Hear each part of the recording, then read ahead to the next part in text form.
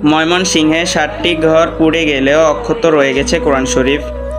এই ভিডিওটির বিস্তারিত সবগুলো কথা আমি এই ভিডিওর পরের অংশে তুলে ধরেছি। তাই ভিডিওটি ভালো লাগলে অবশ্যই ভিডিওটি শেয়ার করে দিবেন যাতে সবাই দেখতে পারে, এবং ভালো লাগলে চ্যানেলটি সাবস্ক্রাইব করে থাকবেন যাতে পরবর্তীতে এরকম ভিডিও সবার আগে গেলে আপনার কাছে প্রথমে যায়। ময়মনসিংহের অগ্নিকাণ্ডে 7 ঘর পুড়ে গেলেও অক্ষত অবস্থায় রয়ে গেছে কোরআন শরীফ।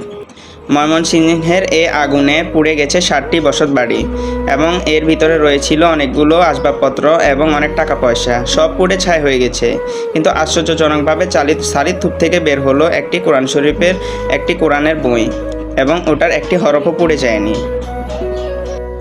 এই ঘটনাটি ঘটেছে ময়মনসিংহের ভালুকা উপজেলার হাবিববাড়ি ইউনিয়নের দক্ষিণ হাবিববাড়ি গ্রামের খন্দকার পাড়া এলাকায়। সোমবার 18 মে দুপুরে এই ভয়াবহ দুর্ঘটনায় প্রায় 20 লাখ টাকার ক্ষয়ক্ষতি হলেও কোরআন শরীফের হরফ না পড়ায় হতবাক হয়ে গেছে স্থানীয়রা।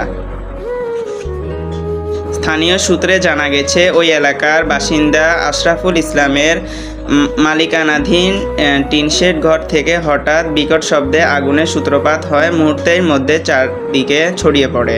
পরে আশেপাশের লোকজন ছুটে এসে আগুন নেভানোর চেষ্টা করেন এবং ফায়ার সার্ভিসের খবর দেন। তবে ফায়ার সার্ভিস পৌঁছানোর আগেই আগুন তীব্র আকার ধারণ করে।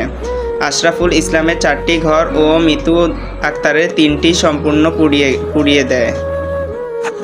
এই ঘটনায় অন্তত 20 লাখ টাকার ক্ষয়ক্ষতি হয়েছে বলে দাবি করেছেন ক্ষতিগ্রস্তদের পরিবার। তবে অগ্নিকাণ্ডে বসতঘর ও ঘরে থাকা মূল্যবান আসবাবপত্র, নগদ টাকা ও প্রয়োজনীয় কাগজপত্র পুড়ে ছাই হয়ে গেলেও আগুনে কোরআন শরীফ পুড়েনি। এটা অনেকটাই আশ্চর্যকর একটি ব্যাপার। আবার আমরা এর আগে এসব নিয়ে অনেক ভিডিও দেখেছি। কোরআন শরীফ কখনো পুরো সম্ভব না। কোরআন শরীফ সবসময় আল্লাহ তাআলা হেফাজত রাখেন। এটি হলো ওই বই যে বইকে আল্লাহ তাআলা নিজে।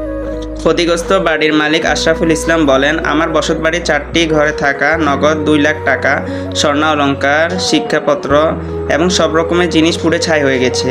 বর্তমানে আমাদের মাথায় গোছার ঠাঁই এক মুঠো খাবারও অবশিষ্ট নেই। তবে এই ধ্বংসস্তূপের মাঝ থেকে কোরআন শরীফটি অক্ষত অবস্থায় পাওয়া গেছে। অপর বাসার মালিক মিতু আক্তারের মা জানান, হঠাৎ আগুন দেখে তিনি হতভম্ব হয়ে পড়েন। জীবনের সব সঞ্চয় পুড়ে গেছে, কিছুই রক্ষা করতে পারেননি। স্থানীয় বাসিন্দারা মাহফুজ খন্দকারকে বলেন, হঠাৎ লাগা এই আগুনে 2 পরিবারের সব কিছু পুড়ে গেছে। তারা এখন খোলা আকাশের নিচে একেবারে নিঃস্ব অবস্থায় দিন কাটাচ্ছেন।